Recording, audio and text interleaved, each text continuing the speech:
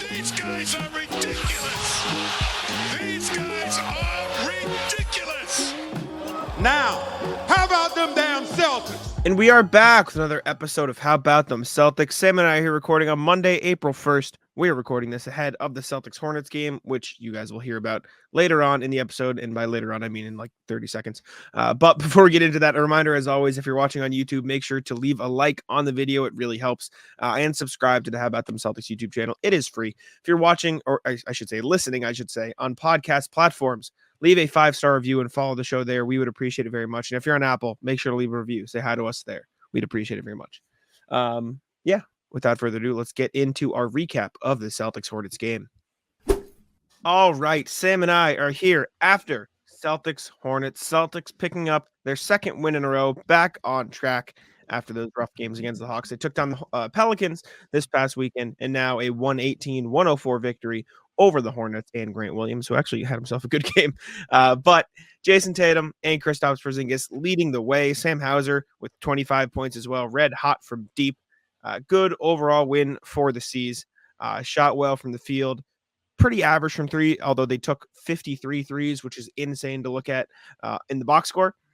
Meanwhile, the Hornets shot pretty well, were red hot to start the gates, but then the Celtics, honestly, I think they played the same level of defense throughout the game. It's just the Hornets stopped making ridiculous shots because they came out of the gates making everything for no reason. And the Celtics, I thought, played actually pretty good defense and were contesting stuff. But good win. This is exactly what you want a game against the Hornets on a Monday night on League Pass in April to be like. This picture perfect. Good job. Yeah, good job. They won. Overall, really good Tatum game. Tatum, I didn't even realize he had 10 rebounds, but it felt like he was doing even more than that. He was scoring it well. Everything was easy for him. He looked very comfortable out there. Every shot he took felt good. Nothing really felt forced. He did a good job moving the ball. He only had 4 assists, but it felt like he was connecting guys like it was nobody's business. He had a great pass to Hauser at the end of the third quarter that I know you tweeted out, but did a great job drawing a double and finding the hot hand and looked pretty. Did not realize Holiday was 1 of 11. So that's pretty good. Good for him. Yeah, but nobody noticed. Well, John Smyers on Twitter noticed, but John Smyers notices whenever Holiday does something poor. He did notice. Okay. I take that with the grain of salt. Credit.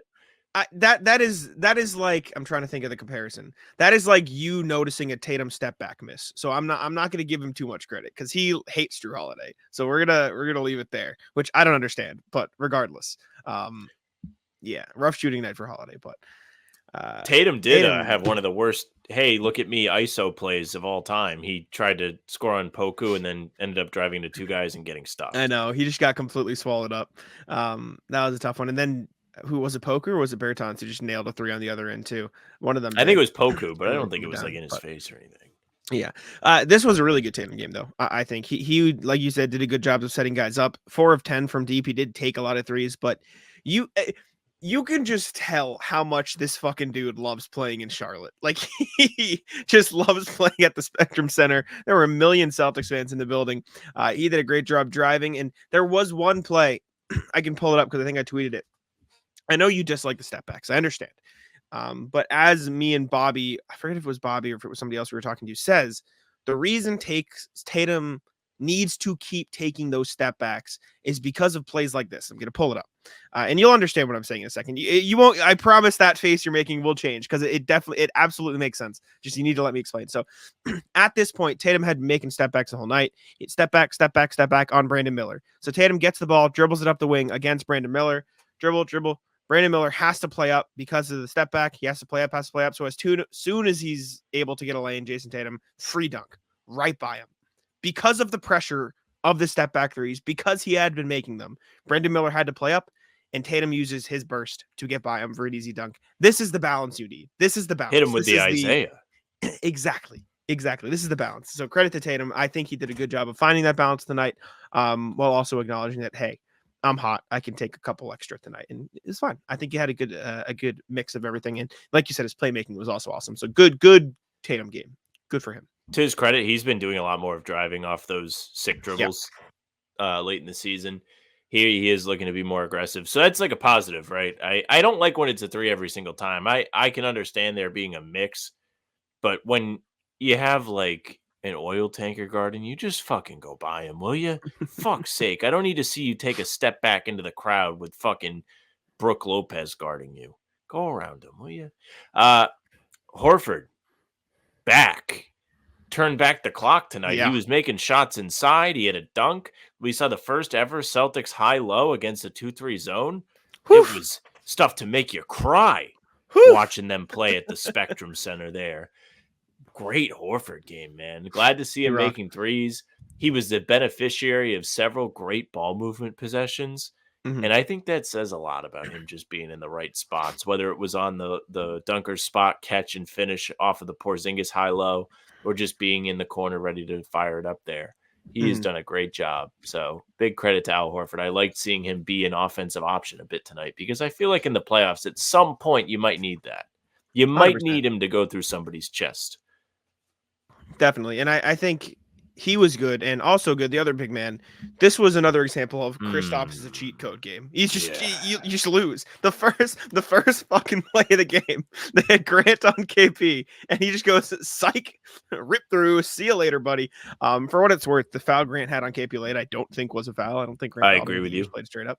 But there were 2 straight possessions in, I forget if it was the third. I think it was the third quarter in my notes here.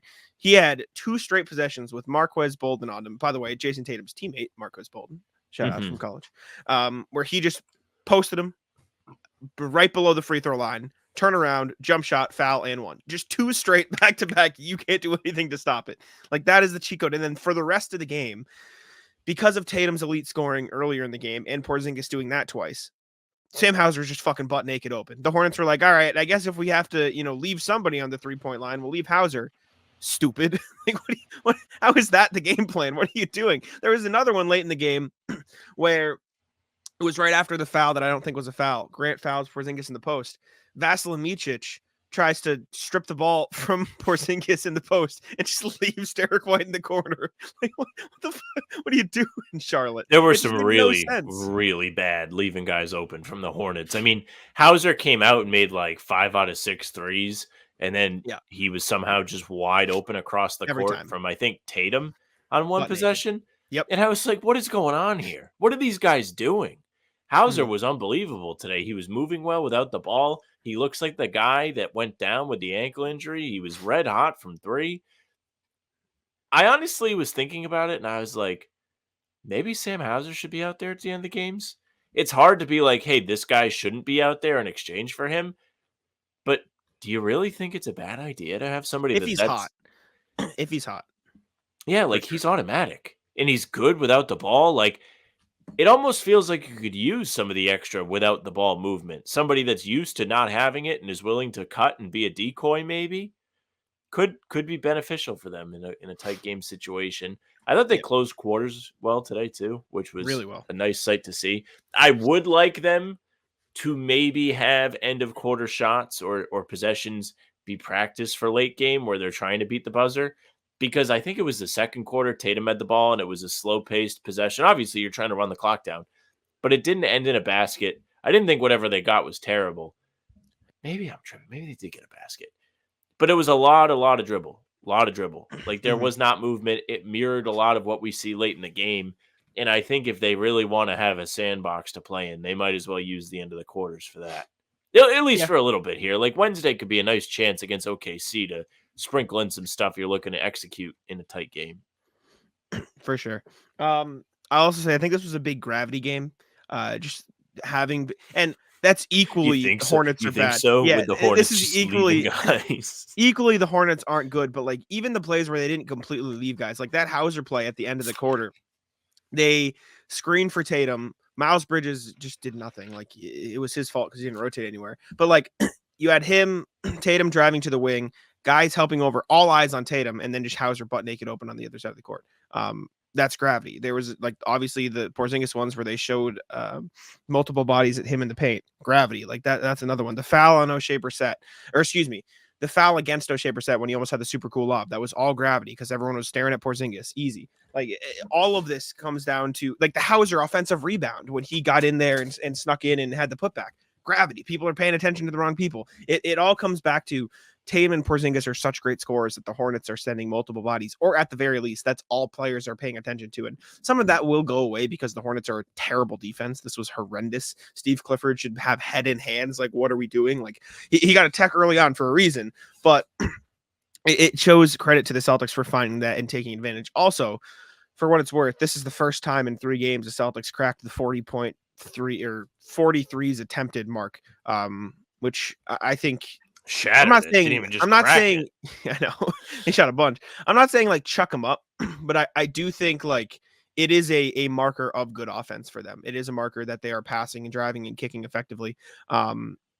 As long as they're coming in the right way. And I think they did, especially tonight against the Hornets. So credit to them. Derek White, also good for a great game for him. 19, 9, and 5 in a block, sick block on Vasa Micic. 7 of 15, 4-10. He rocked. 3-point stroke is back. I don't know if it ever left, but it felt like there were a couple games there. Yeah, it felt like there were a couple games there where he was a little cold, but he did a great job controlling the pace. You saw a little bit more of that Derek White, Kristaps Porzingis 2-man game a little bit as well, which we posted a video on. Go look if you'd like.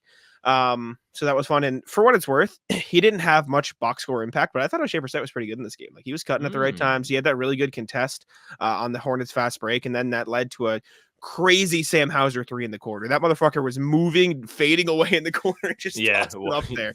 But yeah, I thought O'Shea was good off the bench. I thought he played good minutes. I like O'Shea minutes, man. I stand by that he has the energy that could spin a playoff game on its head. I don't think we'll actually have to see it, but if he could make threes, man, he would be a great NBA like role player. He really would.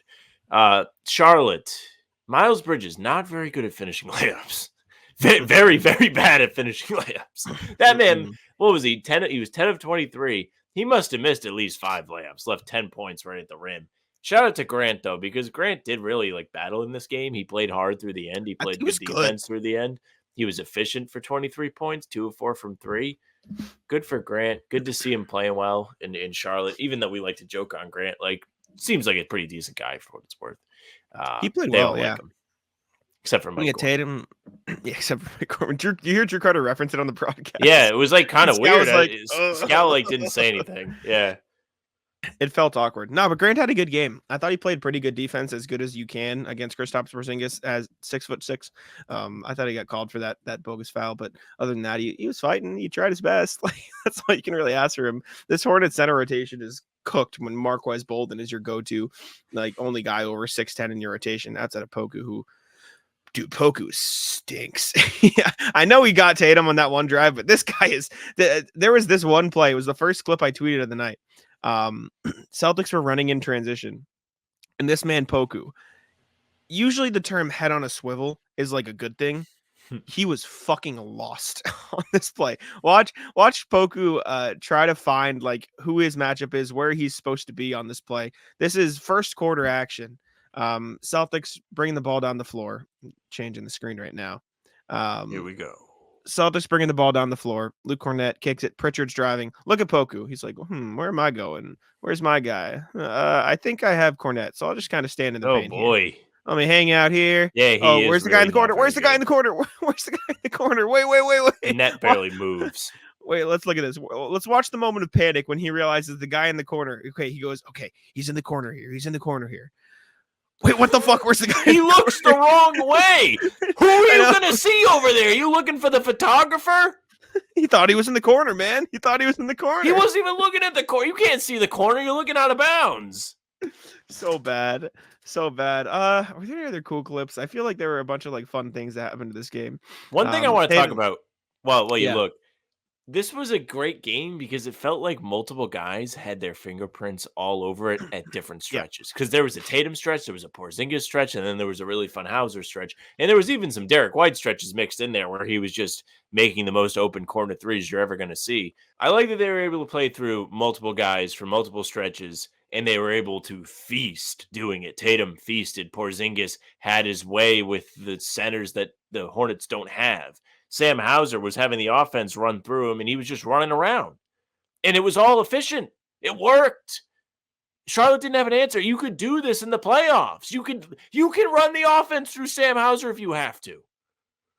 It's crazy. What it takes for a Monday night Charlotte game on April Fool's Day, I'll tell you that. Football season may be over, but the action on the floor is heating up. Whether it's a tournament season or the fight for a playoff home court, there's no shortage of high-stakes basketball moments this time of year. Get in on the excitement with Prize Picks, America's #1 fantasy sports app, where you can turn your hoops knowledge into serious cash. Testing my skills on Prize Picks this season is the most exciting way to play daily fantasy sports.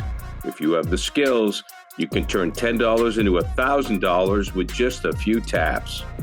Prize Picks is really simple to play, and I can make my picks and submit my entry in less than 60 seconds. Download the app today and use code CLNS for a first deposit match up to $100. Use the code CLNS for the first deposit match up to $100. Pick more, pick less. It's that easy.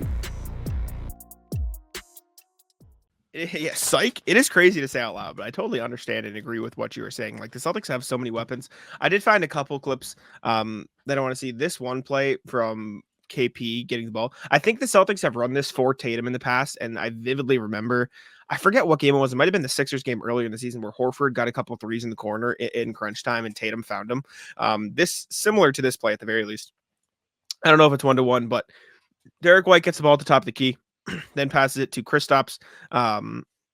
It's horns. They're running horns effectively, except Tatum didn't get to the other elbow yet. But Kristaps gets the ball at the wing. Tatum sets a screen for Derek White, who drives. But since the Hornets aren't switching and they don't want to put Trey Mann on Tatum, Trey Mann is forced to go all the way around this Tatum screen, which allows Kristaps Porzingis to find him in the lane. Miles Bridges has to help over, and then Al Horford gets the most open three you've ever seen in your life, and it's cash. Like, it's free offense. If the Hornets aren't switching, then you're cooked. Like, the Hornets have to switch this. This is terrible defense by the Hornets. If you don't switch this, you lose.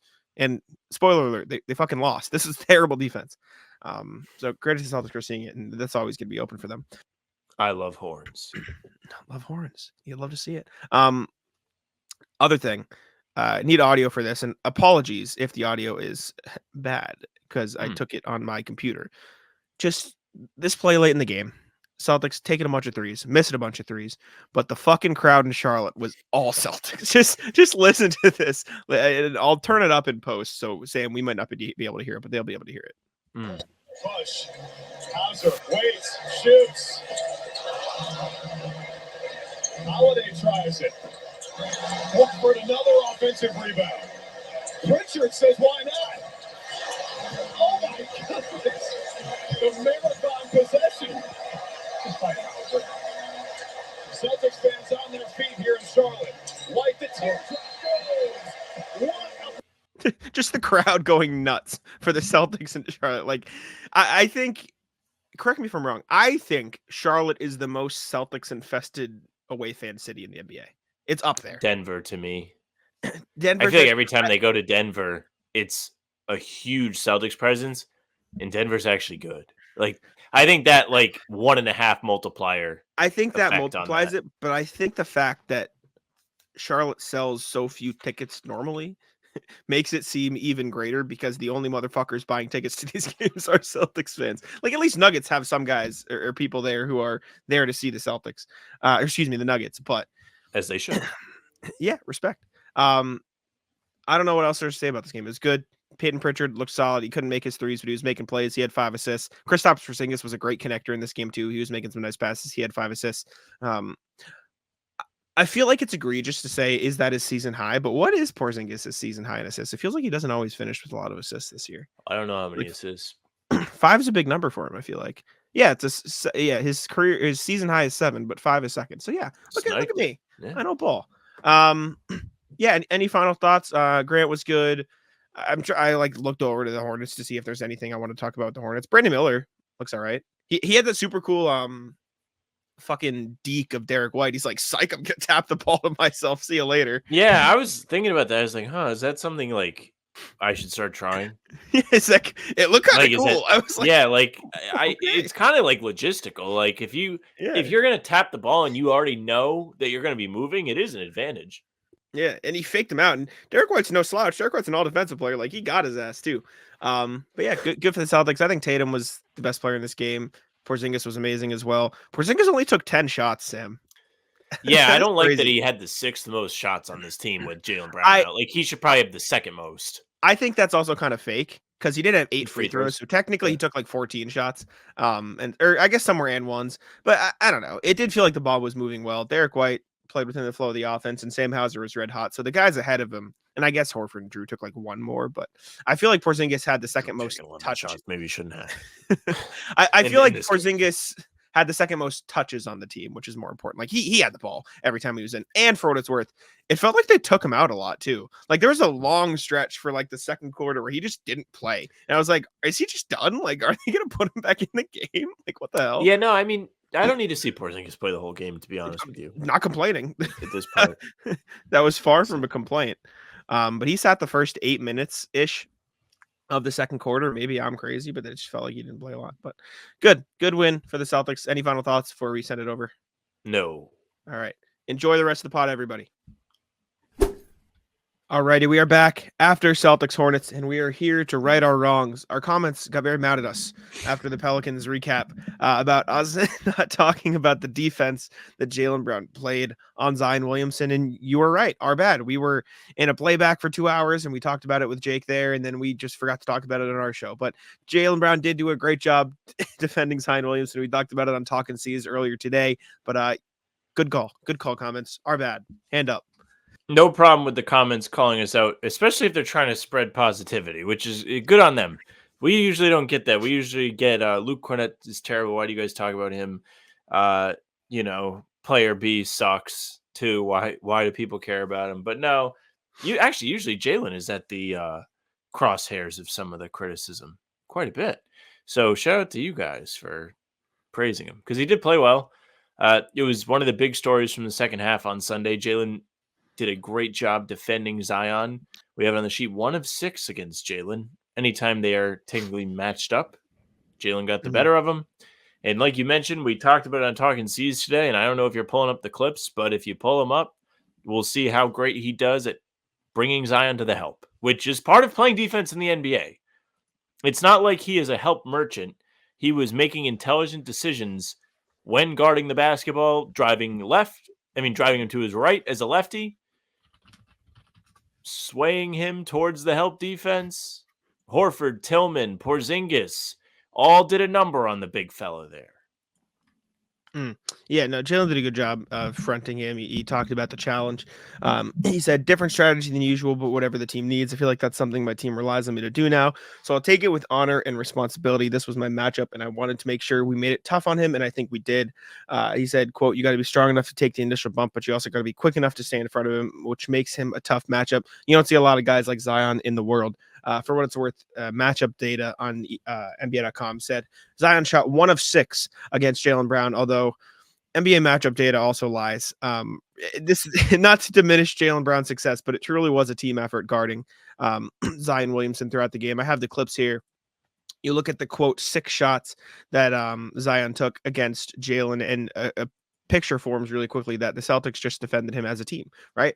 Like Jaylen's job was to be the initial defender on him. This was the one make he had on the night, and it was a very tough finish against Jaylen Brown and a team of Porzingis as well. But past that, it is all Jaylen Brown being the initial defender on Zion Williamson, making it tough for him at the start, and then feeding him into a flurry of other Celtics help defenders, including Kristaps Porzingis, who blocks him there, and then once again blocks him a second time with Derek White playing help defense in the paint. And as Sam mentioned, Al Horford and Xavier Tillman doing a great job on him as well. You're going to see the same clip twice here if you're watching on YouTube, but Jaylen deserves all the credit. Our bad comments, we did forget to talk about it. I wrote about it for what it's worth. I did write about it for Celtics blog, discussing how good of a job he did, his comments on the matter, and his focus on defense, which has been a priority for him this season. But again, as you see from the clips, it was truly a team effort. Zion Williamson is a tough cover. Jaylen Brown drives him into a team of Tillman and Horford there. And so credit to the Celtics as a team for slowing him down after a red hot first quarter in which he shot 5 of 6. So good for Jaylen. Yeah, they let him get to his left every single time in the first. Just go in reverse every single time. Easy layup for Zion. Good to see them adjust. Mm-hmm. W. That's literally the only Celtics thing there was to talk about because it's March and there's nothing. So we're going to go right to the email here. Let's go do the email, see what y'all have to say. Reminder to comment what's popping on the podcast for a chance to win a $10 Incognito gift card. We do have 2 entries today, so we will be spinning the wheel. We have Mr. Sean Seiler. That wheel. You can't pause when you say spin the wheel too, because then I really get lost. Oh, no, come on. It's for dramatic effect. Sean Seiler, it's dead air. Sean Seiler and Zach Nugent are getting the spin on the wheel today. Sean, he defended us seriously in the comments. Sean, we appreciate you, but you should be nice to people as well. You can do both at the same time. Zach, the incognito Zach, email us at hptcpod@gmail.com with your name and phone number. We'll get you hooked up with a $10 incognito gift card. Again, comment what's poppin' on the podcast on YouTube or in the email for a chance to win a $10 incognito gift card. Thank y'all for entering. Zach, send us an email. All right, let's go to that email now. We have 3 from RJ. RJ, the email GOAT. Let's see. What's poppin'? Nap time instead of NOLA. Evening, gents. Sorry I missed most of your playback session. I was grabbed a nap thinking it was a 5 p.m. start here in San Francisco watching the replay. I liked how the C's regrouped early, but after the early burst from the Pelicans, nothing new or different, just stepping up their defense a notch. I'm feeling much calmer tonight after the Hawks game. Maybe it was the nap. While we aren't seeing a lot of innovative plays in the final 10 games, tonight looked like a preview of Coach Mazzulla's playoff rotation. 9 deep with the starting 6 pulling between 30 to 35 minutes apiece. Pritchard and Hauser were their usual selves off the bench, and Tillman was the center du jour based on matchup. I'm confident Luke will get minutes when he pairs up better. Magic numbers for HCA in the finals is down to 3. Another good thing. Be well, RJ, and I think even the C's towel. What is this? And I think even the C's towel boy had a good game tonight. W game from the C's. Yeah, tough one to take a nap through. Best game of the week.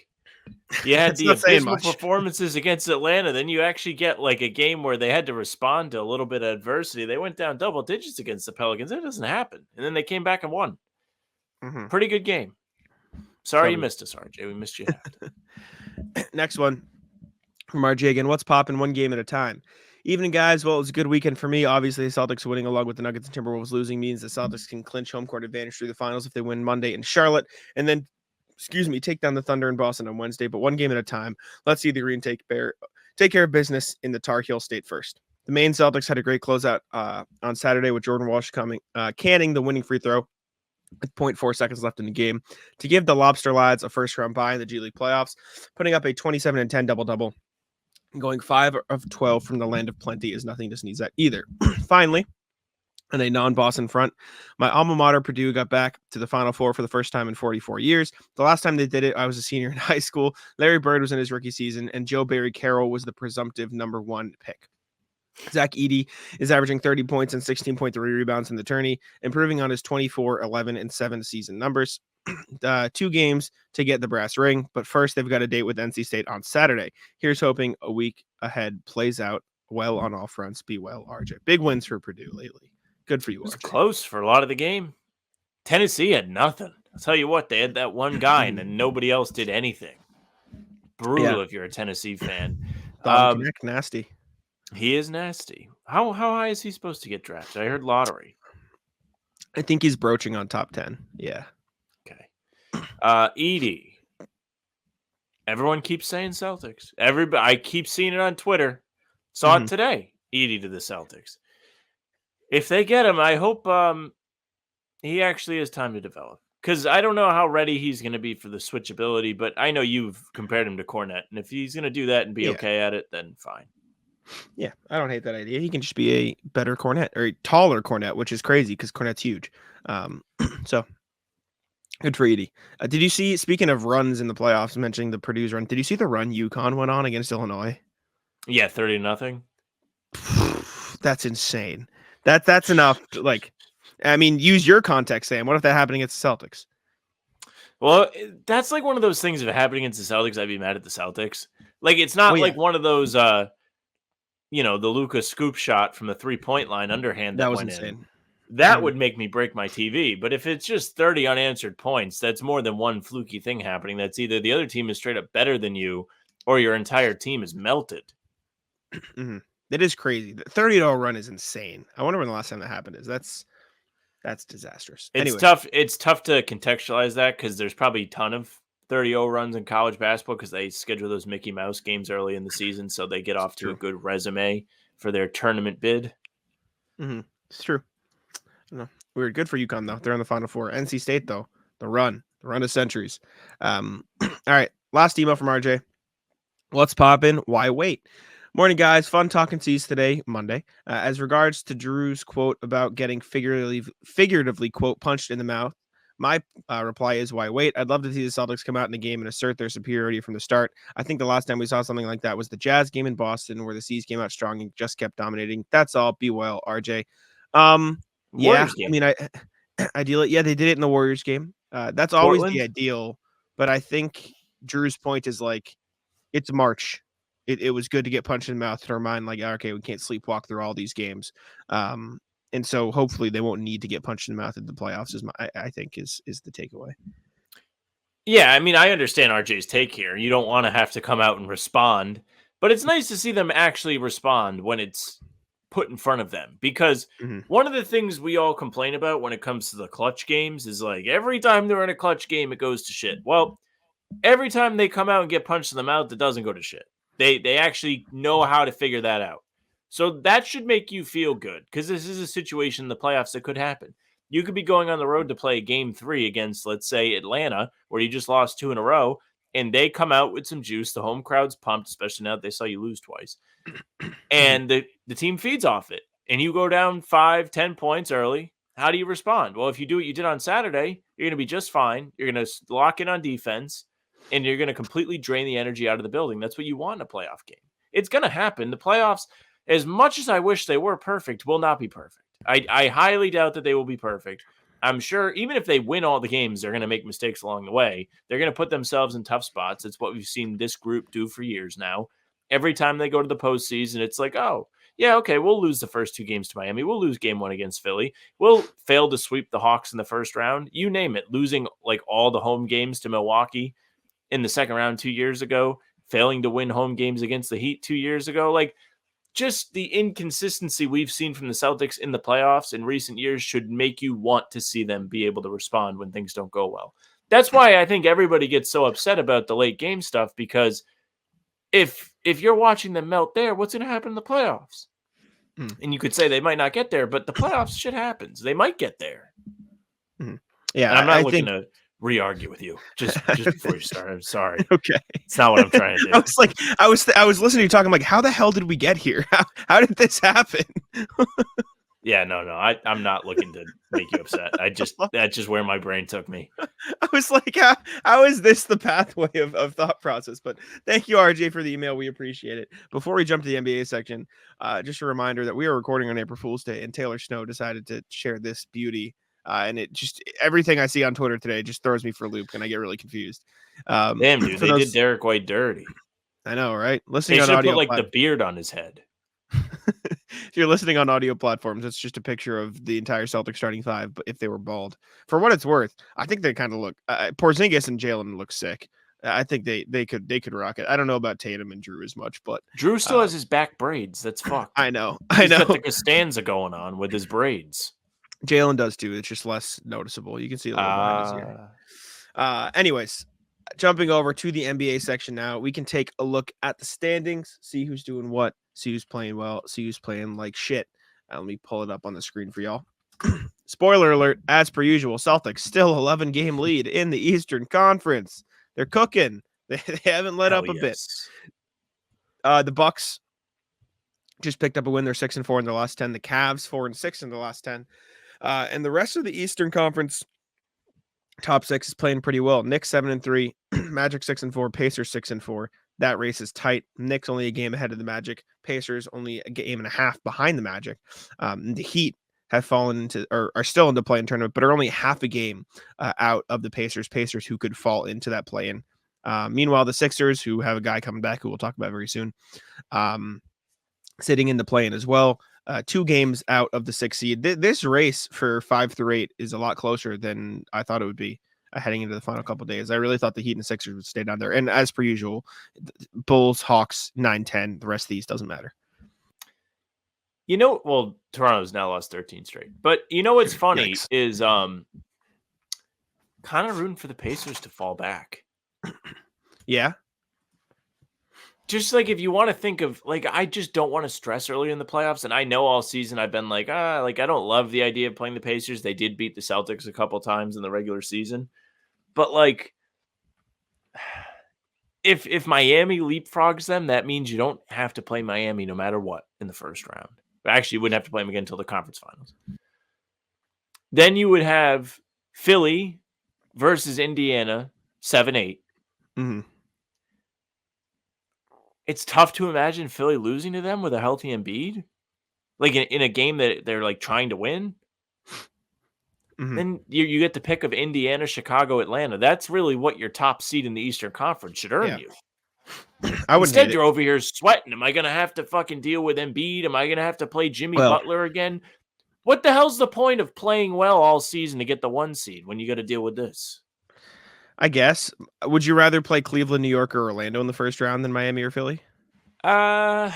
Maybe Cleveland the way they're playing right now. I'll tell you that.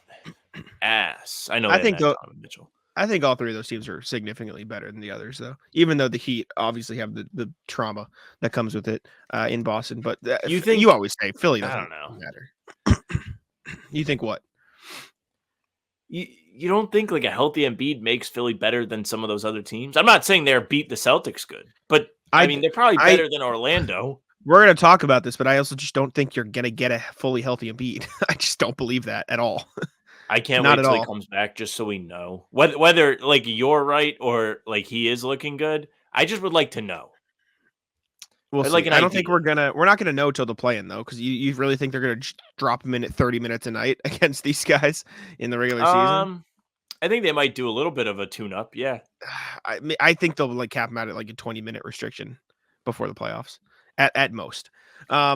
Anyways, Western Conference, the race for the top seed is a good one. OKC and Denver have now clinched the playoffs. They're the second and third teams to clinch the playoffs since the Celtics 17 days ago. Nuggets are half a game behind the Thunder, who are the 1 seed out west. The Timberwolves also 7-3 in their last 10, only 1 game back of the Thunder. They've been playing well without Cat. Clippers are falling, but the Pelicans' loss to the Celtics has dropped them back a little bit into 6. Dallas is surging. They've won 7 in a row, 9-1 in their last 10. They are only 2 games out of the 4 seed and home court advantage in the playoffs. We didn't see that coming. Kings and Suns are 2 games behind the Mavs and the Pelicans. A gap is forming there. Lakers only a game and a half out of the Kings and the Suns. And the Warriors have reestablished a little bit because the Rockets lost, and they are 2 games ahead of the Rockets now. And as per usual, Jazz, Grizzlies, Blazers, Spurs, doesn't matter. They're out. They're done. But yeah, man, I just want the playoffs to start. Like I'm looking at this, and I'm just like thinking about matchups in my head. I'm like, oh, it'd be kind of fun if like the Pelicans played Minnesota. That means you get a small market team to advance no matter what. Mm-hmm. Like I like the idea of OKC obviously maybe landing a Durant first round matchup. I know he was mercifully, whatever the fuck the word is, mercilessly booed. Is that how what you are you say trying it? to say? They booed him nonstop. Sorry, I just got to call my headphones shut off. You're gonna have to say it again. And now YouTube ads started playing. I'm gonna lose my mind. What did you just try to say? This is unbelievably fucking cruel. I'm sorry, I couldn't hear you. I got to call. I'm not saying the word again. You'll hear it on the edit. All right, sounds good. They booed him nonstop every time he touched the ball. Respect. Okay, gotcha. But that would be great for the playoffs. I think that's like the kind of energy you want in a playoff series. If you're the NBA, you like the. Got it. What is it? Mercilessly. Okay, there we go. That is not what I said. Not what I said at all. Are the Kings going to fall out of the playoffs? You think they're going to lose 2 straight playing games? If the NBA has anything to say about it, they will. I'll tell you that. I don't think they do. I think they'll beat the Lakers or the Warriors at the very least. And I think they could beat the Suns. I think the Kings are fine. You think Adam Silver's letting that happen? Yeah, shut the fuck up. I think they'll beat one of those 2 teams. Frosty Bias on Twitter, if you're listening. I see you. I see you calling out all the free throws the Lakers are getting. I see it. I see the push from the NBA. They are unbelievably blessed by the free throw gods, a.k.a. Adam Silver. Anything can happen in the play-in, but I don't know. I think the Suns could just as easily fall out of there as the Kings could. They could. Phoenix is a weird team because they just have no depth. Yeah. And they don't do math. So as talented as they are, they just don't set themselves up to succeed. It's fucking weird. I would love a Clippers Mavericks first round. That'd be sick. They get a little bit of history. Like 4 years, yeah. And then what we get like Suns or Kings, Nuggets, and then Thunder versus one of the other teams. Western Conference is a behemoth, man.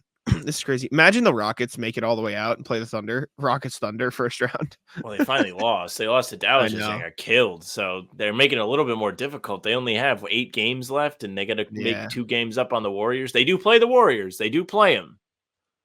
It's tough, though. It's tough. Who do they play in the rest of their games? Let me take a look. I don't know their Rockets. entire schedule, but that game against Golden State should be on national TV if it's not. They've got, oh God, Minnesota, Golden State, Miami, Dallas, Orlando. Yeah, okay, never mind. Sorry, Rockets. Good fucking luck. Rockets And might then have had the clock straight midnight. Utah, Portland, Portland Clippers. And what about the Warriors? Who do they got? Warriors to end their season have Dallas, Houston, Dallas, Utah, Lakers, Portland, New Orleans, Utah. So I guess it's not walk in the park either, but we'll see what happens. Western Conference is fun at the very least. Anyways, first piece of NBA news. We mentioned it. Joel Embiid is supposed to return very soon as this Thursday, as you guys are listening to this. Adrian Wojnarowski of ESPN reporting it, stating that he should be back. Said the return of Philadelphia 76ers star Joel Embiid is imminent and could come as soon as, Tuesday against the Thunder. I don't buy it. I think this is a terrible idea. I said this on Talking Seas. I think they should shut him down for the season, except that this isn't their year. They're going to have a very, very tough road through the playoffs anyways, plus the fact that he's coming off an injury. For what it's worth, Google search, meniscus repair recovery time is typically 6 to 9 months. And then I saw that recovery and rehabilitation at the very least takes a few weeks. And it's been like 2 months, like 2 months since he's had the surgery. He did have surgery, by the way. I did look that up. He did have surgery. Like, I can't imagine this going very well. Like, what's the upside? You make a miracle run to the title that you've never even come close to yet on an injured Embiid and a roster that you had to put together midway through the season with the intent of planning on like adding more this summer, like not even being this year. And the downside being Embiid re-injures the same knee. Like it doesn't, like, checks and balances, the ups and downs, like that doesn't feel like a good choice they're making here. I don't know, man. Like, I completely understand your take, and it's completely reasonable. Like, to believe he's going to come back and be 100% would not be fair to him. We saw Rob come off a meniscus injury 2 years ago. Granted, he got hurt like now and then came back in the first round. So the turnaround on that was a little bit quicker than this. But at the same time, like, when Embiid played this year, Philly was 26-8. That's good for 76.4% of their games they won. So if they had kept that pace all year, they would be better than everybody except the Celtics. The entire NBA, nobody has a winning percentage like that. Now, it's a small sample size. It's not necessarily sustainable, but this comes into a perspective of them that's like, hey, maybe we think we can compete this year. Maxi's playing better than he ever has. Granted, that should have happened with Harden leaving. He's going to have more opportunities. He's going to have more time to shine. They trade for Buddy Hield at the deadline. They add shooting. I think if you're the 76ers, solely from that point of view, you have reason to believe him coming back is worth it for you. Now, there is a risk to him coming back. 1, he might suck. 2, he might get hurt worse. And if he gets hurt worse, what does that do for your team down the line? If that guy is hurt and he isn't able to be near the caliber he's been over the last couple seasons, that's going to be tough to win games if you're Philly. It really is. You're not going to be able to compete. You couldn't even get past the second round with him healthy. So I understand your perspective. I don't know if it's going to work perfect. But if you're Philly, you feel like this is as good of a team you've probably had, except for that 2019 team. You might as well try. Yeah. Couple things. The 26-8 record, like, yes, that's good. Of those, what is that? 34 games, 10 were against teams above 500. They beat the Celtics. Color me impressed. Yeah, I get it. But, like, that's a tiny sample size. And of the 34 games he played, 24 were against below 500 teams. You're supposed to beat those teams, obviously. But, like, I don't know. I don't buy it. This is a guy who's had injury problems in the past. He's been injury prone. He's dealt with lower body issues throughout his entire career. He's even when he's been quote unquote fully healthy, he's dealt with problems in the playoffs of not being in shape, not being in all this, not being good in the fourth quarter, not being up to it, injury problems, potential issues, potential, concerns. And now he's coming off a surgery to fix a meniscus tear or partial tear or whatever in his leg. Like, I just have a very hard time believing that he could be good. He could be great. He could be fine. But expecting him to be the MVP front runner that he was, by all means carrying this team. I know Maxi's been good, but without Embiid, obviously you see what fucking happens. Like, Correct. Carrying this team, expecting him to be that after meniscus surgery, I think is stupid. It's not going to happen. I just have no belief in it happening. And again, it's not like this is like Steph Curry and you've seen him do it before. Embiid hasn't made it past the second round. You're going to risk it? Like, really? I don't buy it. I don't buy it at all. I don't know. I can't get there, but we can move on. Next thing we've got. It. Why?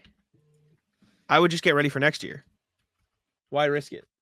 Well, I just told you why. They probably feel like they have a good chance. Like, they played well when he was healthy. I guess. I don't think the risk outweighs the reward, in my opinion, I guess. And we can just differ there. That's fine. It's tough. It's tough because if he gets re-injured, like, this is going to be one of the worst decisions you've ever made. Like, that's horrendous. We laid it out. Like, I get, like, what you're saying. I don't think it's outrageous, but I think there is a possibility he comes back and he's okay. At least serviceable. My big thing is if the difference between no Embiid is they wouldn't even be in the play-in. Like, the Sixers team without Embiid is nothing. Versus MVP Embiid is, they have a really good chance. They've been really good. Even if you're in between that with like a half healthy Embiid, like a quote unquote serviceable Embiid, like what's that peak look like? A 6 seed, right? Like that's my whole thing. At that point, I would just rather get him fully healthy, ready for next season. And maybe they think he is fully healthy. I have a hard time believing that with his history and meniscus surgery. Like that it's hard for me to get around. You're justified in your skepticism, but they also do know more than we do right now, at least. Sure. Definitely. I don't know. I'm at least excited to see what happens with this in the next week. It is interesting. I just don't know. I don't know. I feel like they have to have some sort of confidence if they're going to bring him back. I hope they do. Actually, well, maybe not from the Celtics perspective, but for his health and safety, I hope they know what they're doing. And I don't doubt it. But anyways, next thing we got Paul George and the Clippers are supposedly not close on the extension. So all this stuff of, could Paul George go somewhere else this summer might have some backing to it. This is from Brian Windhorst of the Hoop Collective. Now, they can't sign Harden to extension during the season. That's not permitted by his style of contract, so that's not a surprise. Nothing happened there. But it's now been 3 months, give or take, and there's been no agreement on Paul George. And the word in the NBA is that they're apart. It's not like, let's have a big problem. They're apart. I think the league believes Paul George wants to remain a Clipper. And there would be concern in the league about recruiting Paul George, especially if you have to give away players to open up space. My informed speculation is that eventually Paul will agree to a deal with the Clippers. It may not be the full max, but it may be for more than what the Clippers have been offering. So it does sound like there is like some, I don't want to call it skepticism, but like they're not close on a deal right now, Paul George and the Clippers. This is kind of weird just from like both sides, because you think Paul George would want to secure money as he ages. Plain and simple. You want to make sure you're financially secure. And that's what he's trying to do. Mm-hmm. Right? Yeah. But if you're the Clippers, you're trying to continue to build on a brand. This Clippers team, by the way, that has been pretty good when everybody's healthy. Westbrook is included in that for what it's worth. When he's healthy, they are a little better. But they're also building a new arena. They want to have a good team in there when the arena is finished so people will come and actually go to Clippers games and join the wall. You're going to have to pay to put players out there. You're still the Clippers. I know you're in a big market in LA, but you're the little brother. You're not the Lakers if you're the Clippers. You need to pay these guys. You have to. And if you're the Clippers, I'm not convinced you're getting anybody better than Paul George. So what are you cutting corners for? You're in a very similar situation to the Celtics where it's just like you can't spend that money somewhere else. You might as well just pay it. Yeah, I don't get it. Like, this makes all the sense from a Paul George perspective because there probably are teams out there, cough, cough, Philadelphia, who could give you, like, close to, if not a complete max. And if you're the Clippers, like, why risk losing Paul George for nothing? Just sign him. Like, I get that you want to like save money, and I get that you want to like realistically, if there was ever a time for Steve Ballmer to, I don't want to say cheap out, but like it's probably the right after he built just $1 billion arena. Like he's probably like, all right, let me calm down. I don't think that's what's happening, but it definitely is odd to see them be like, I don't know. And like Kawhi Leonard did just sign for less than the max. I assume James Harden's going to sign for less than the max. And the CBA coming in is a bitch. It's going to fuck them. So maybe that's weighing on their minds, but this is definitely an odd situation to hear about. It would be one thing if they were like, well, this all started when they traded for James Harden this year. Because had they not done that, right, then you could at least put stock in, okay, like, they don't think this is going to work. They're going to rebuild. They're going to get different players. They're going to try and put a different roster together. But instead, like you said, they have extended Kawhi Leonard already. You've already committed a lot of money. Even though it's not the max, it's still a lot of money to paying him. You're probably going to end up paying James Harden. Why would you not also pay Paul George? Paul George, who's been pretty decent for them this year, if I'm not mistaken. He's had stretches where he's been one of their best, if not the best player. He's been an all-star. He was an all-star, which is what he's supposed to do. But it's true. He's averaged 23, 5, and 3.5 on 47, 41 splits. It's pretty damn good. And he plays defense. Mm-hmm. You want that. You take that. It's a weird situation. I don't know. I feel like it'll all end up in him re-signing with the Clippers, but just to hear all the smoke around it is odd. Odd at the very least. Speaking of extensions, the Cavs are confident that they'll get Donovan Mitchell back. This comes from Gilbert, who's the owner, I believe, James Gilbert, right? Am I getting that right? Dan Gilbert. No, not Dan Gilbert, sorry. Says, we've been talking to him, sure, for the last couple of years about extending his contract. We think he will extend. I think if you listen to him talk, he loves the city. He loves the situation in Cleveland because our players are very young, and we're just kind of putting the core together that he's clearly the biggest part of. So now, yeah. Are you sure? Because that's not what we hear. No. We all, like, this is like when Kyrie was here and there were rumblings that he wasn't happy or he wanted to leave, and all of us were like, no, that can't be true. That can't be true. That can't be true. It's the same thing happening with Donovan Mitchell. Like, if there's smoke, there's probably fire. Like, there's a reason why we all keep hearing about Donovan Mitchell probably going somewhere else after his contract is up. I don't think he's going to stick around. Now, if you want to take the second half of this and saying he likes the situation and he likes that the roster is young and that they can continue to grow, I can see that. If you're looking solely from a basketball perspective, sure. I can get behind that. Who wouldn't want to be the star of this team with Garland and Mobley and Jared Allen, who's playing at an all-star level, all beside you? But to say he loves Cleveland, I don't know how true that is. I don't. Outside of people born there, does anybody love Cleveland? John Fanta loves it. Why? Yeah, I think he's from there. That doesn't count.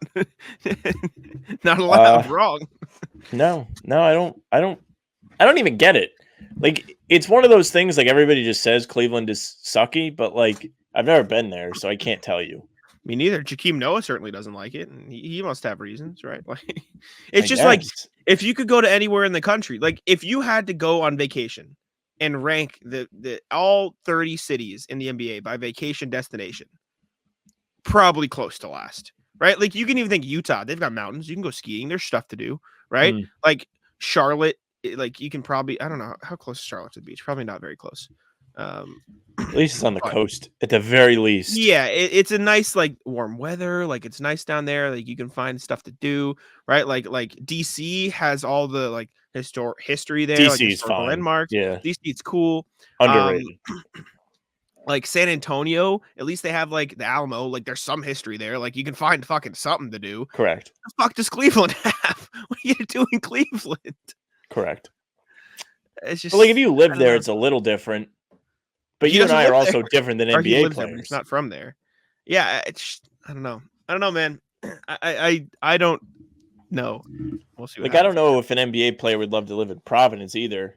You know what? Maybe we're misunderstanding him, and maybe we're misunderstanding Donovan Mitchell, because him saying, "I think he'll extend," he probably will extend, And then he'll I say, will get me the extend. fuck out of here. Now, extend me and trade me, brother. See you later. How could we forget? These are no longer team contracts. They are NBA contracts. So if he's Mhm. like, someone's going to pay me money to play basketball, I will take that, and then we will deal with that later.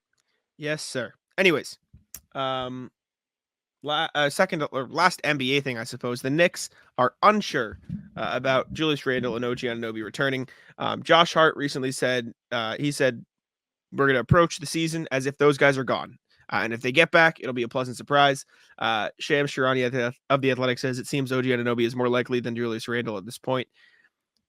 This feels like the Knicks team they're going to roll into the playoffs with. And for what it's worth, this Knicks team has been playing pretty well. Like, they're still a fine team, just not even close to where they want to be with OG Anunoby and or Julius Randle back in the lineup. So, Tell you what, if they end up with just OG, they might be just fine. You don't have Randall fumbling around, throwing the ball off the backboard, losing it out of bounds, spinning into three guys. Might help your team work a little bit better as a unit, don't you think? You don't have some guy just trying to make you lose wearing your uniform. I don't know. I think Anunoby's been a good addition for them, and it sounds like he's the one that's closest to coming back, so they shouldn't be really worried about that. I was on Reddit when I saw some of this, and people in the replies were like, yeah, like, feels like Randall has kept them from winning in the playoffs for years now. Like, he was really kind of decent throughout the entire regular season when they had no one in the stands, and then the playoffs came and he sucked. And he sucked in the second round last year against Miami, and they ended up losing.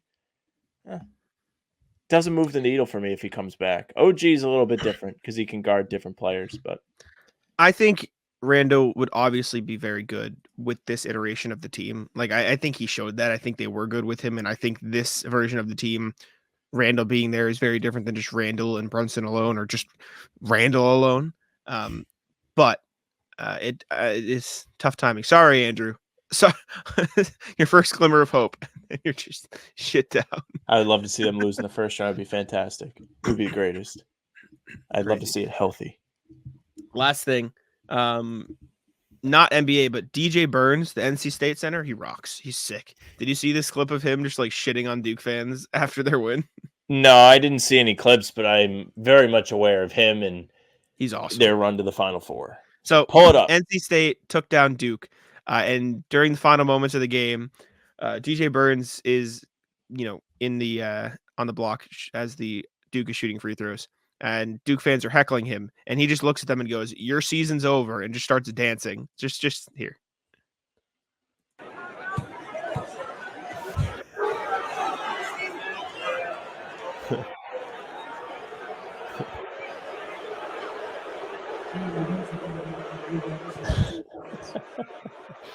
The funny thing about him is, if you ever listen to him talk, he's very well-spoken. Like, he's very wholesome. He isn't somebody looking to pick fights. He doesn't even come off as like a trash talker, is really my message here. Mm-hmm. And you got him to talk trash. Duke does it best. Did you hear Jokic? I saw that Jokic was intrigued by this gentleman. Yes. So Jokic was asked about him because DJ Burns is like a skilled big guy, and someone asked him about it, and he had this to say: "It might not be the best audio quality, but here." He's amazing. He's amazing. No, it's just they're not supposed to make it, right? I think he's supposed to be special lefty. I like him lefty. And something like little teammates like to play behind him. Gotta do a good job. He's amazing. He's amazing. He loves him. I don't think he can play in the NBA for what it's worth. Probably not, but we've seen other guys get a chance, like Kenny Lofton. Obviously hasn't worked out, but it's true. I haven't watched enough DJ Burns. But DJ Burns was told about this, and this was his reaction to, like, Jokic was like watching NC State. He's probably psyched, dude. And so this is what he had to say when he heard about it. Do you draw anything from him? Really? Yeah, for sure. He dunks a lot more than me, but I feel like, he also shoots threes way better than me. So, I feel like as far as, post moves and everything, we have a similar game in a sense. I wouldn't say all of our game, but I'd say specifically as far from a post aspect. He's like, really? He's talking His about me. face lights up. Very cool. As DJ anyone's Bird just would. rocks. He's just awesome, man. DJ Bird's is sick. He's an easy guy to root for. Like I mean, even listening to him speak in that clip, like you can hear like he has like the kid in him that's just excited about being there and loves the game and stuff. Mhm. So easy to get behind him. Funny that he talks shit to the Duke fans, just because again that doesn't really seem like his MO. Mhm. Good character, yeah. He did have a Jokic game against Marquette. He had on the run to the tournament. He had 16 on 11 shots against Texas Tech, 24 and 11 on 12 shots against Oakland, and then in the most recent game, 19 shots, 29 points. But against Marquette, he only took 4 shots, but had 7 assists. So he was like, "Yeah, fuck it. Let me just be a passer. At least set the guys up." I just like DJ Burns. He's just cool. So that was it. All right, Ratless time. Sam, would you like to kick it off? You go ahead. All right, first one. So whenever I tell stories about my dogs, it's boring because I don't leave the house, but I actually have one today. So I woke up this morning. I saw this. I went to make myself some breakfast, and so I was making eggs, and I let one dog outside. And this is just like a culmination of fuckery. Let one dog outside. She immediately goes over to the fence and starts barking at the neighbor's dog. So I'm mad. I'm like, "What the fuck? Get in here!" And as I'm outside, my other dog starts barking out the front window on the other side of the house because somebody else is outside. So then I have to run over there, shut him up, and then I'm making my food, and I'm making like an egg and cheese sandwich. So I have the cheese out, and they like it. So I go to throw Duke, who you all know, a piece of cheese, hits him in the face, doesn't catch it. Moron. He's just not fucking paying attention. I'm like, dude, that's like your one thing. Like, is you like food? Just catch it. Other dog comes in. I go to throw her a piece, hits her in the face, doesn't catch it. Duke eats it out from under her. I'm like, "Are you stupid?" And she's like, starts scurrying away. I'm like, "Do you want it?" She comes back. I throw another one at her, lands on her back, like right on her neck, like above her face. She runs away from me with the cheese stuck on her fucking head, like an idiot. Like she's just scurrying out. Best part, it was like a small piece of cheese. It wasn't like a full piece, but it was like a quarter of it. I don't know where it went. I can't find the cheese. It's just gone. She came into my room, so there's definitely just like fucking cheese laying around somewhere, but it's gone. She just ran away with it on her fucking head, and I have no idea where it went. And so there's just cheese somewhere in my house now because she's an asshole. It's just like, I wonder how long it'll take you guys to find the cheese. It's a very small piece of cheese, but it just, what the fuck? What are we doing? I'm gonna say, man, I don't really have anything. Ratless, my creativity. I mean, I can't come up with anything. I got nothing for you. I'm so mad at myself that I have no creative juices in me, like whatsoever. I go through stretches of like trying to write for Celtics blog, and I just like keep myself from writing. And I'm like, no, I don't have a good idea. It's okay. I won't do it. I could not be more disappointed in myself. I will continue to sit here and stew and think about what I would like to discuss, but I currently have nothing. So ratless creativity. All right. I only really have 2 today, so I'll go again. And if you don't have anything by the end of this, then we're just gonna have a really short rat list. But I was driving home from dropping my sister off at the train, and I got moseying along, driving down the road. I got to this half intersection. I'm gonna try to pull it up on Google to like explain. All right, I'll move the rat. My context here. Good for but something here. Jeez. I was driving along. I get to this intersection. I'm driving up, drive past it, and this car comes along the other way. So it's like a windy road, and there's I really can't find it. I'm really getting like annoyed that I can't find it, but I'm gonna have to like drive down from my street to like figure out where I was because there's just no landmark because it's just like a back road. Like there's no actual landmark to like distinguish where this thing is. Here we go. It's right here. So I'll share screen. Audio listeners, just listen to my description. So I was driving along this road. Let me put a little dude down. I was coming back the other way. So there's this like little bridge. It's actually a nice road. It's like a little bridge pathway thing across a pond. It's nice. Look at that. You got the little water on the side. Right? It's a big lake. It's pretty. But I was driving this way. Drive right now. I was driving this way. So I'm coming from this side. And I'm coming this way, right? Now, you're looking this way, right? As you can see on the YouTube, I am going straight through here. I do not have a stop sign. Correct, Sam? Yep. Vouch? No stop sign. Technically, this street also doesn't have a stop sign. However, they need to stop because I clearly have the right of way, correct? Yes? Yes. So I see chugging along this way. See the car. Top of the car, student driver. Never something you want to see. Now, Never. student driver comes down here, and I can only imagine in their brain, they're like, oh, I don't have a stop sign. I'm good. And so I'm about here on the screen. You can see I'm like in the middle of the other, like I'm just passing the road, and the car's about like 5 feet from me. I'm like, oh, so we're just not stopping. And it got to the point where I was self-conscious. I'm like, did I have a stop sign? Like, did I miss something here? What are we doing? And then the car wasn't behind me long. And like, as you can see rolling up here, like the stop sign to get to the next street is like maybe 500 feet in front. Like it's right up here.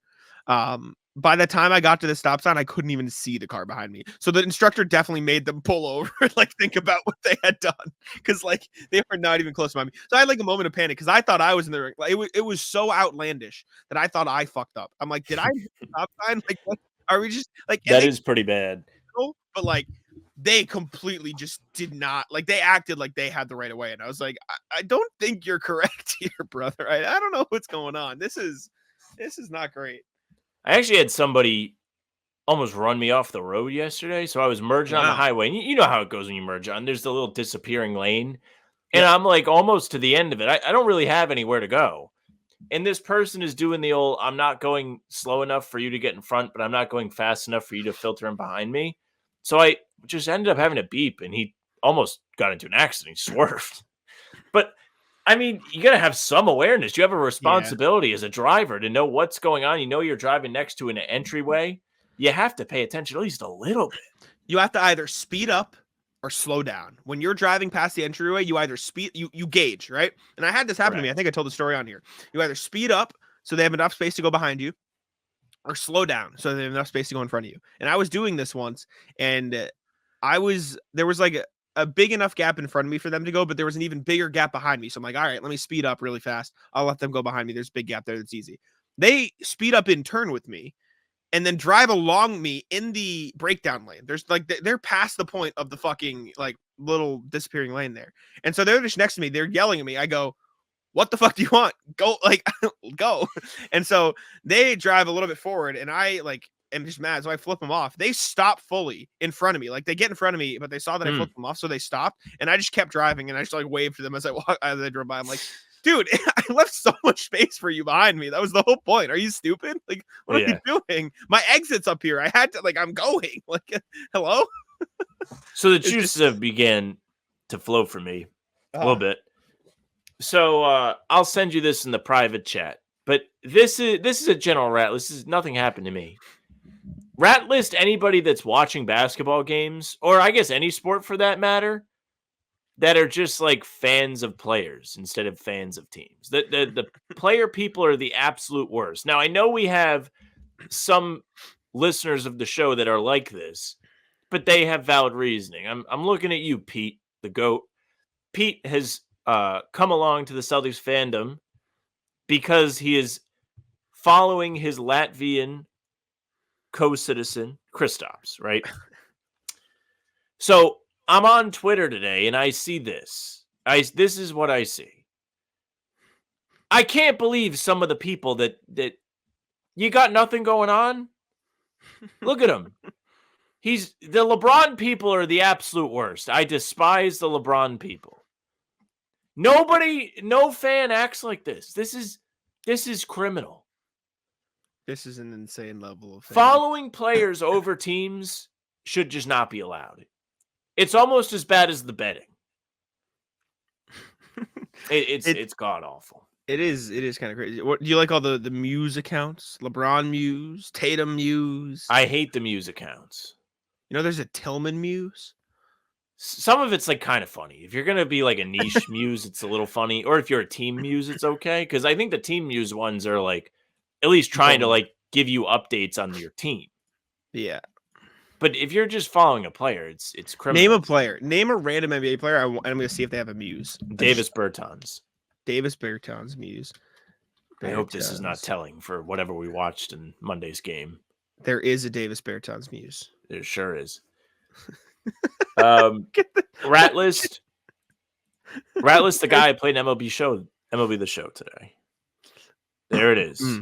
Oh, he's rebranding as no, this is a different one. This is a different music count. Yeah, but Latvian Laser Bertans does have a muse. Anyways, sorry, go ahead. Rat List, the guy I played in MLB The Show today. So I remain undefeated in MLB The Show. I still have not lost. I'm up to 14-0. Won a pair of games this afternoon. However, the last game I played was I thought I might lose. I ended up winning 10-7. And it's funny, I was actually going to message the person after the game and be like, good game. You played well. You were hard to pitch to. He sends me a message before I even have the chance, and he calls me a low ball merchant. If you're going to call me a low ball merchant, now what he means is I'm throwing pitches below the zone in the dirt, which is kind of how I pitch. Why did he swing at them? That is the question. That is the question. Because you want to know what I did is I took my walks in that game. I walked 3 or 4 times. I just won't swing. If I'm not getting the pitch I want to swing at, I won't swing at it. That's how baseball works. Yeah. That's how you play. That's how baseball is. If you want me to pitch different, then quit letting me pitch like that. Plain and simple. Dickhead. Then called me lucky. I had 2 perfect lineouts because your dumbass stadium was at an altitude, so the ball just glides instead of actually, using gravity to go to the ground. It was unbelievable. But anyways, there's that. And I'm going to do it, Jack. I wasn't sure I was going to do it. I'm going to do it. Ratless White People Church. So if you have grown up, I don't know if your family's religious, Jack. Are they? We were when we were younger, but not really. Not. That's how it went for me. My mom would have liked to go to church on Easter. Would like to go on Christmas. Had me go through all the classes and everything. Yep. Church is not fun. When you're a kid, church is not fun. Usually you're going on a holiday, which makes it worse. You want to go home and play with your new toys, whether it's from the Easter Bunny or Santa. So as we approached Easter yesterday, a couple weeks ago, I'm hanging out with the lady, and she's very quiet. She's anxious about something. I'm like, what the hell's bothering you? She says to me, are there basketball games on Easter? And I said, I think so, but I thought the Celtics would play on Easter, but they didn't. But even if they did, she was like, I was going to see if you want to go to church. I was like, there's no games in the morning. So fast forward. Yesterday was Easter. We do go to church. Now, for those of you that are not ancient listeners of this show, back in the bubble of 2020 was the last time I went to church for a non-funeral. I went to church the morning of Game 6 of the 2020 bubble playoffs against the Heat to try and give our boys the backing that they needed to get over the hump. They were trying to come back from down 3-1. They did not win the game. They didn't win the game. My heart was broken. Some of you were in the comments saying, serves you right. Fair enough. This is the first time I've gone back since then, and she's aware of this. So I was joking with her as we walk in. This is a big spot. Big spot, big couple months for the man upstairs. Big playoffs incoming. A lot riding on this appearance from me today. She didn't love it. But anyways, we go in. This does not look like my church that I grew up going to. They have a big screen at the front on a stage. This is the most incredible experience I have ever had in a church. They had a countdown before the mass started. It started at 5 minutes. They were ticking down the seconds. It's like when you're at the Garden before the game, they got the timer and then they play the hype video. They had like little ads on the screen for upcoming events like you're at the movies. So then they start at the church and it's like a concert. It was the incredible energy. Of course, no wonder she likes church. It's so much more fun than what I grew up with. And then we're in there, and the pastor finally goes up to give his sermon. And they were talking about hope. And what did he use as an example for his sermon? Well, would you believe he starts talking about the Celtics, giving the Atlanta Hawks hope? I could not believe it. I was like, I was like starting to believe a little bit. Like, I'm not super religious, but I was thinking, is this a sign? Are they trying to speak to me? Are they trying to get, is this meant to be? And she is going berserk next to me, laughing, like nudging me. So I had a blast. I don't know why everybody doesn't do church like this. So she's Christian and I grew up Catholic. Yeah. Why? What are we doing wrong, people? If Will you be going did back? church like that, they also did a separate service for the kids downstairs, I guess. Mm-hmm. If you did church like that, you know how easy it would be to get people to buy in? And you're not bored? That was a blast. I think it went way longer than like Catholic Mass goes too. How long was it? How long were you there? Maybe an hour 15, hour and a half compared to like 45 minutes. Yeah, this is a little longer. You going back though? You had a good time? You reattending? I'm not going back next week, but I will go back again. You were asked again. Yeah. I would go back again. It would not be a problem at all. I had a good time. Mhm. So yes, ratless to those not doing it right. Agree. I'm with you. That's all I got. You got anything else? No, that's it. Wrap it up there. Thank y'all for tuning in. We appreciate it very much. Make sure to subscribe to How About Them Celtics. Leave a like on the video as well. If you're listening on audio platforms, follow us there. Leave a review. We'd appreciate it very much. Live tonight, as you're listening to this, right? Tonight we'll be live 6 p.m. on the channel with Celtics of the Round Table with a whole horde of people. Will be us, Bobby Koritsky from SI Media Group and Talking C's, Cam Tabatabaye of Celtics Lab and Celtics Wire, Noah Dalzell of Celtics Blog, Kari Thompson of Boston.com, and Justin Turpin of WEI. Got it all out in one breath. Appreciate y'all for tuning in. Be there 6 p.m. tonight, and we'll see y'all later. Sam, wrap it up.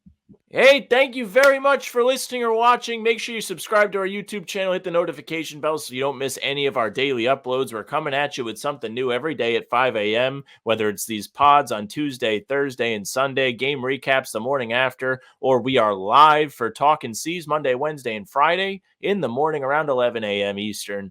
You can also find, like Jack said, Celtics at the Round Table on Tuesdays around 6. Tonight, it will be 6 p.m. start, so be there. And also be there for pre-games. Pre-games are a blast. Half hour before each game, we'll be here no matter what. You can find us on Spotify and Apple as well. Our pods and game recaps are there for those audio listeners. Leave a 5-star review. We would appreciate it. You can reach out to us via email, hbtcpod@gmail.com. It's a great way to get in contact with us. You saw RJ do it thrice today. Get in on the fun. Send us your thoughts on the Celtics. Send us your rat lists. We love to hear from you guys, and you're a big part of what we do. So get involved. You can find us on socials at How About Them C's, Twitter, Instagram, and TikTok. The Facebook is just the name of the podcast. Our streams are there. They're on YouTube, and they are on Twitter. Jack's Twitter's at Jack Simone NBA. Mine is at Sam LaFrance NBA. That's it for us. Bye. Tic-tac-toe.